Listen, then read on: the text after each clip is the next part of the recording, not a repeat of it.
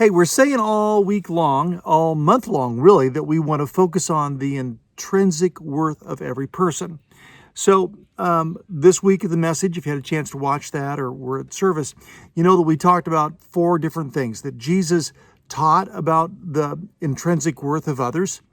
And we see him doing that in many, many situations. I named off three, talked about one yesterday with the children when he was communicating and even rebuking the disciples when they tried to keep children from him. He says, just don't stop that. Let the children come to me, for such is the kingdom of heaven.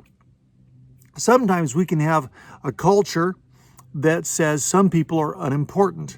Another example was in Mark chapter 1, when the person with leprosy came to Jesus and most likely was announcing, because the Levitical law commanded they must announce their uncleanliness. And so he was probably saying, unclean, unclean, and people are scattering because here comes a leper. This guy's got skin that's falling off his face, arms, body. His clothes are torn, his hair's undone. Those were all Levitical commands. You had to basically look the part and you had to announce your condition. So this guy undoubtedly is doing all of that in Mark 1 as he's approaching Jesus. And as everyone else scrambles, Jesus doesn't. And we see Jesus by his life teaching us that in a world that has untouchables and say they have no more value, Jesus reaches out and touches the man. He has compassion on him and he heals him.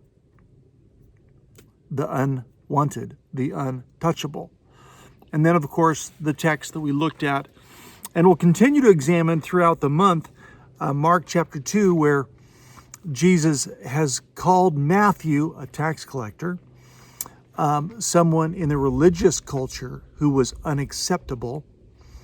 And not only does he invite Matthew to follow him, Matthew invites him to go to his house for a party with all kinds of other notorious sinners. I love that, notorious. That means you're known for something bad. Notorious sinners. And it says in Mark that many were such of the people that followed Jesus. So Jesus was known for not only touching the untouchable, embracing the unimportant, but also accepting the unacceptable. Those are all examples of Jesus teaching intrinsic worth. He shows us that people have worth and value. And now he wants us to be the people that live out of that experience with Christ, that we are the ones to move into culture to communicate that everyone matters. Everyone is important. Everyone has worth. Even when the world around them, the culture around them says they're worth less. Jesus came to redeem the lost. He came to restore the broken. He came to heal the sick.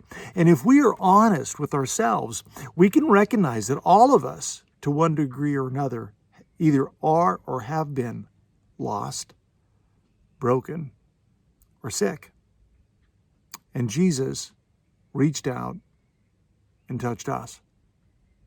And now he calls us, the church, to be this group of men and women that courageously go into culture and love like no one else is loving, who touch people who are deemed untouchable, who accept people that feel unacceptable, who lift up people who believe they're unimportant.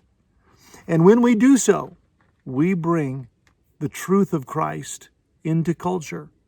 We bring a correcting, a restoration, a redeeming factor into the lives that need it the most.